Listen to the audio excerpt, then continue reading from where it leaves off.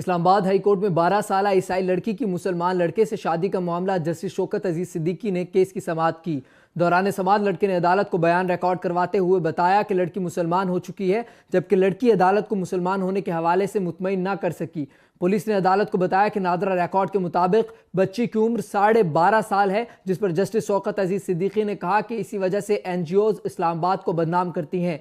अदालत ने अपने रिमार्क्स में कहा, बच्ची क्या मुसलमान हुई जिसको हमारे नबी का भी पता ही नहीं, जिस पर वकील दरख्वास्त गुजार ने कहा कि बच्ची बालिग होती तो हमारा एतराज नहीं था।